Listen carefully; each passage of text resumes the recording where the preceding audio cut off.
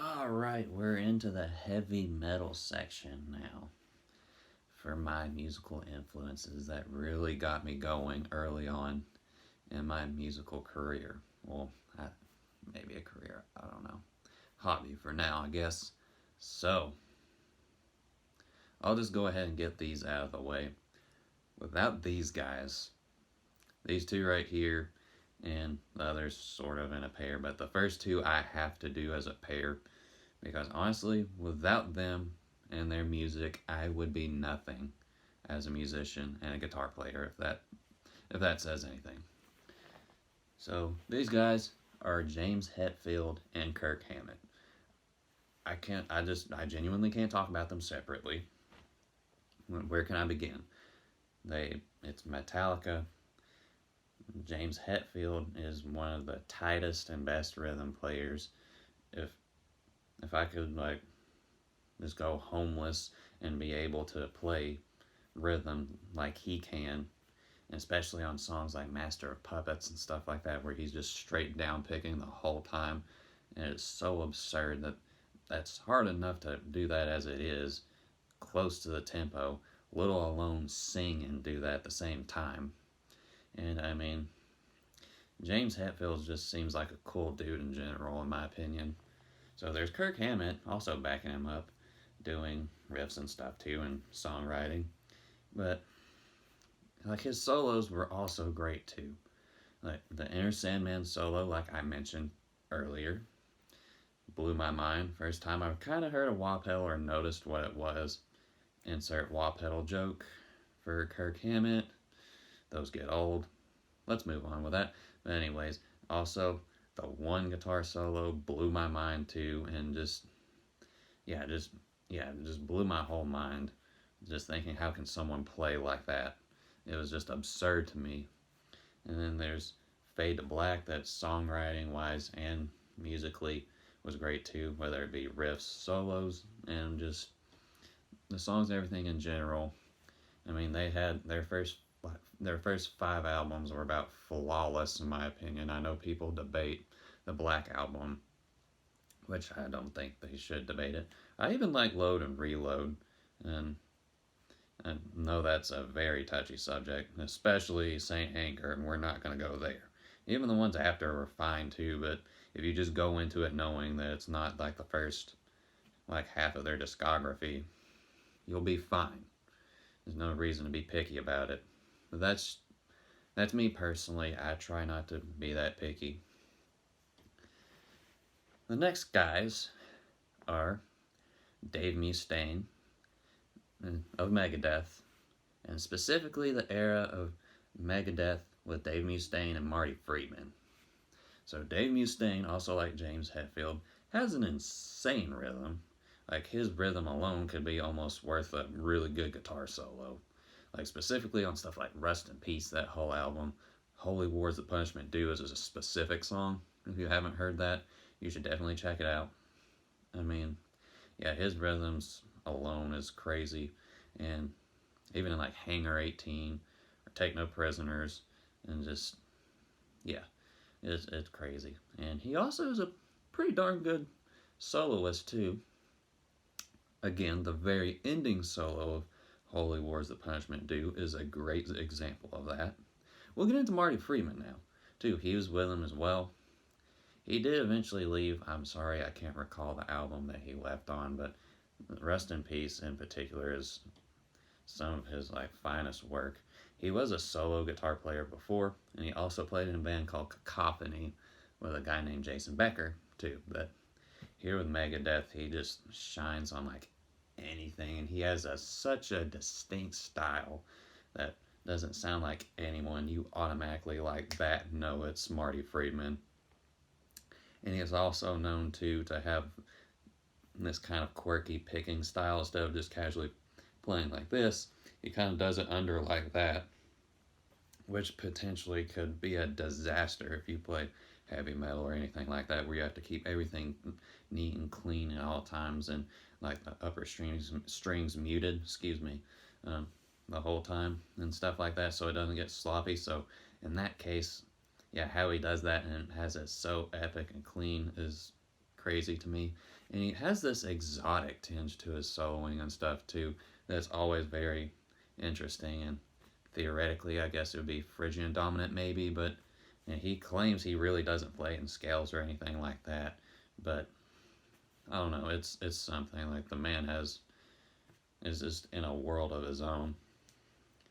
And last but not least, and I'm going to discuss Randy Rhodes. Randy Rhodes played with Ozzy Osbourne. He was on Blizzard of Oz, Ozzy's first debut album, or his first album. That was a little redundant. And he was also on Diary of a Madman. His life was cut short in a plane accident, but the man was beyond belief as a guitar player. He has a classical music influence. He was really, he was great. And that's also very redundant. His technique was flawless. Yeah, he had the classical music background, and he helped Ozzy skyrocket his career. He helped him write, and like, Ozzy never really had any musical training until Randy came around, and he helped write songs that could help like benefit Ozzy's voice. And let's be real, he wrote the riff to Crazy Train. He was on Mr. Crawley. He did Mr. Crawley. Like, the riffs, the solos. I mean, it was just, again, has a tone and everything's very distinctively him. And I will argue till I'm blue in the face if someone tries to say that, like, Jakey, like, I don't know. I just feel like you cannot argue, like, his tone or anything. There's some people that say that Jakey Lee has a better tone than Randy Rhodes. If you want to think that, that's fine, but I personally feel like that you just can't go against Randy Rhodes. That's just my humble opinion. But yeah, it was insane what he did in a short amount of time. And another good example of his guitar work would be Over the Mountain by Ozzy Osbourne. Yeah, that whole song is just phenomenal and always blew me away.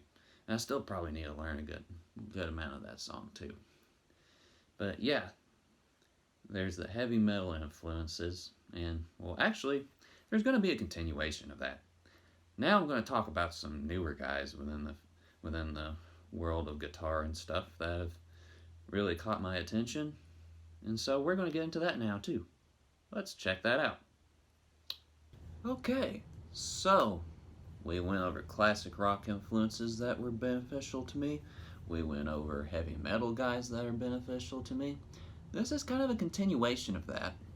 But these are some newer guys that, I guess you can say newer guys, that have really caught my attention personally. So we'll get started with these two. They're not as a pair. They kind of coincide with each other, and I'll explain why. So the first guy that really catches my attention, his name's Ryan Knight. Ryan Knight formerly played with the Black Dahlia Murder. He was on a good majority of their albums. His first appearance with them was on De Floret by them. And then his final one was on Abysmal. He left the band in order to raise his daughter and be a good father. You can never blame a man for that. That's a real man, in my opinion. And yeah, he had a really cool style and a distinct sound. And he was able to write songs for them too. For a while, they wouldn't let other like guitar players and stuff write songs and stuff, which they wanted to keep it like a consistent sound, which I understand, and I hope I got that right. But he started writing some riffs and songs for them and stuff. But he was able to do it in the sense that how they wanted it and how they want it to sound. And I thought that was very neat and unique. And two, what blew my mind was when he would talk about his solos and stuff. When the average ear would hear it, or anybody else would hear it, you'd think, holy crap, what does this man do on a daily basis to sound that way and to write stuff like that? He would talk about on solos that he would, like on some of the albums that he wrote on, that he was just then like starting to quote unquote write a solo, learning how to write a solo. And man, if I was just then learning to write a solo and sounded like him, I would feel great about myself. But that's me personally. So let's let's fast forward a bit. So he leaves the band after the album Abysmal. Can't blame the guy for it. He recommends this guy to the Black Dahlia Murder, and who is now their current guitar player. His name is Brandon Ellis. He plays with Black Dahlia Murder. He did play with Arsis, and coincidentally, Ryan Knight used to play with Arsis. So yeah, that's pretty wacky. They're a cool band too, so check them out. So Ryan Knight's with the Black Dahlia Murder now. It was literally right after Abysmal was released and stuff, so he played on it. People were aware of him. He adjusted to the crowd and everything easily. His first studio debut was with them was on Nocturnal. He's also on the newest. Oh, I said Nocturnal. Whew. Nightbringers. Excuse me. My fault. Nightbringers, and then he's on their newest album, Verminous 2. Yeah, Brandon Ellis has a very distinct sound.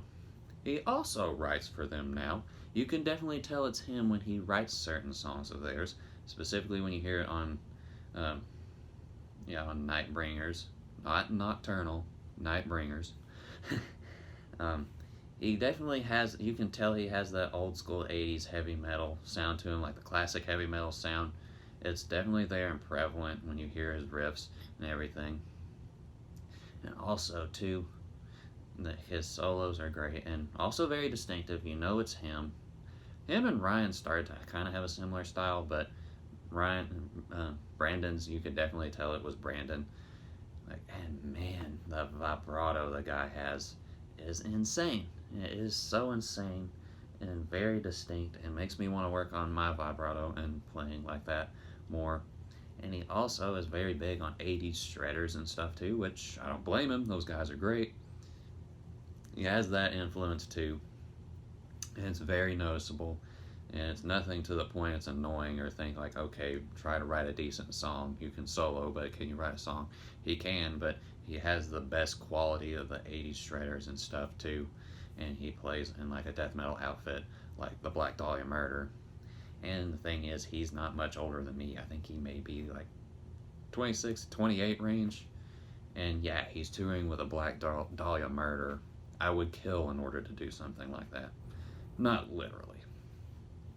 But I think you understand what I mean. Alright, for the final two guys, this will be fun. And it'll be pretty cool too, I think. So this guy's been around for a bit. His name's Wes Hauck. Again, like the rest of them, a great, great, great guitar player. He's played with many different people. He's played with the Faceless for a bit. He's played with, or he's in his band now, Alluvial, which is an instrumental band that's really, really cool and you should check out. He's played with them. He fills in on tours for Thy Art Is Murder if the guitar players, for whatever reason, can't take the tour or do that for some reason. He's also worked with Devin Townsend, too. And I think still kind of doing work with Devin Townsend. And yeah, the man is phenomenal. And just imagine if like Dimebag Darrell, and why I forgot to mention Dimebag Darrell, that was silly of me. Check out Pantera in general if you haven't. Yeah, say like Dimebag Darrell and Marty Freeman were to have a stepchild, it would be Wes Hauck. Like, the man's great. Like, you can tell there's Pantera influence there. It's not just a rip-off or anything. He has his own style. Like, there's technicality to it, and the man can write riffs. Like, the riffs are just crazy. That make you want to headbang, just bob your head in general. And they're memorable. They're great. His soloing's great, too. His vibrato, oh my gosh, like the vibrato that man has is wild to me. Like Brandon Ellis too, but like Wes Hauck is even much more distinct with vibrato, because it just sounds like one of those blues players that, like the 60, 70-year-old blues player that's played his whole life, and you can just tell that it's just there, it's worn in, and yeah, it's there and it's very distinct and raw, and and it's great. It's so great, and I hope I can meet him in person. Actually, I hope I can meet all these current guys in person eventually. Now, the last one is Scott Carstairs of Fallujah. So if you haven't been watching my channel any recently, my last video and my very first video have dealt with Scott Carstairs in general. Scott Carstairs plays in the band Fallujah. I recommend everything by them.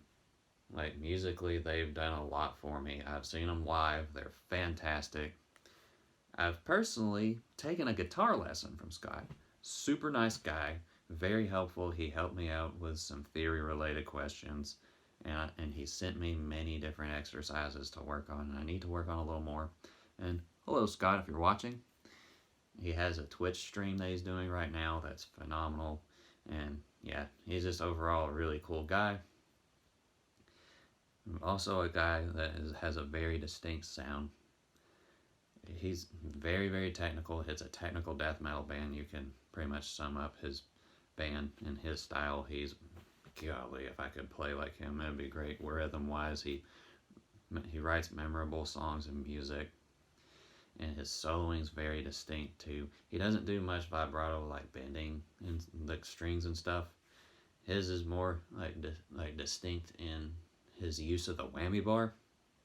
And I like his use of the whammy bar. It's not just constant like dime squeals or just Eddie Van Halen whammy bar stuff, which is perfectly fine. Like, I have no issues with that at all. It's fun and it's cool to do, but he uses it in a much different way, like in his solos and stuff. Like, he uses it and it conveys like emotion, and he makes it very emotional, and it feels very personal and from the heart. And he also has technicality and stuff in his playing too, and it's nothing to the point you just can tell it's obvious wankery and it's just annoying. It's nothing like that at all. It fits the purpose of the song, and the emotional and personal vibe to it is really great. And he has like this fusiony sound that's really cool and is distinct, and I'm so excited to hear more music from him and Fallujah. And I'll eventually take another guitar lesson from him. I'll totally do that. And yeah, man, if you see this, I plan on taking one from you soon. So yeah, guys, there's the newer influences. And in general, that's kind of a summary of my musical influences and my musical journey. So obviously the musical journey is still going on. Music is an ongoing thing. You don't get to a certain point and just stop. It's just a thing that if you do it all throughout your life, there'll be highs, ups. There'll be highs and up, like highs and lows, and let me put it more like that. And there will be multiple different changes. I'll be interested in many different types of music later on. Some I'll be going back to from when I was younger and just discovering different stuff. Like now I occasionally listen to jazz and stuff, like specifically guitar influenced jazz and all, occasionally. And I like playing bluegrass on guitar. I personally don't like listening to it, but the classic rock and metal influence and heavy metal and even like the death metal influence and stuff will always be there. I'm always constantly checking out new stuff there. But yeah, it's a musical journeys just shouldn't just end. It never gets to a point where it just peaks, or it shouldn't. So I just wanted to share that with you guys. Hope you find it entertaining, and this ended up being much longer than I ever intended for this to be. So hopefully that's some information about me you wanted to learn. And I hope you guys enjoy this Christmas season. And I hope you guys have a great rest of your day. Thank you.